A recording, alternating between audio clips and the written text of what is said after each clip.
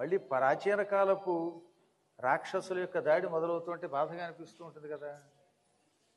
అసలు పాప ఆయన మామూలుగానే చాలా సింపుల్గా ఉంటాడు. కింద కూర్చోబెట్టి ఆయన ఎదురుగుండా బూట్లతో నిలబడి ఆయన అంత బాధ పెట్టారంటే అప్పటి నుంచి నాకు మనసు కొద్దిగా చివుక్కుమంటోంది.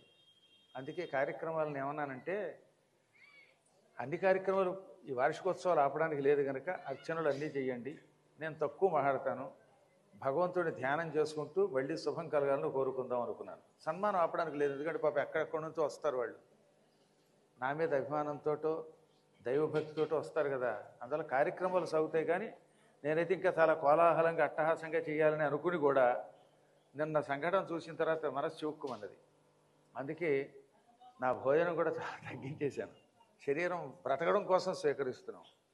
ఈ 3 రోజులు కూడా మనం చేస్తున్నటువంటి అభిషేక కార్యక్రమాల వల్ల మళ్ళీ సనాతన ధర్మానికి రక్షణ కలగాలి. ఏదన్నా చిన్న చితక అభిప్రాయ భేదాలు ఉండడం వేరు, దానికి చరణాలని బాధేయాల్సినంత అవసరం లేదు.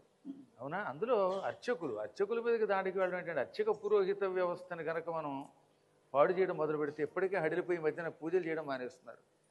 గుళ్ళో ఉండాలంటే భయం వేస్తుంది, ఏ గుడికి వెడదామంటే ఆ గుళ్ళో భయం వేస్తుంది, తెలుసా మీకు? కాబట్టి అలాంటివి జరగకూడదు. భగవంతుడి దయ వల్ల భవిష్యత్తులో ఇలా జరగకుండా ఉండాలని కోరుకుందాం. గోవిందా.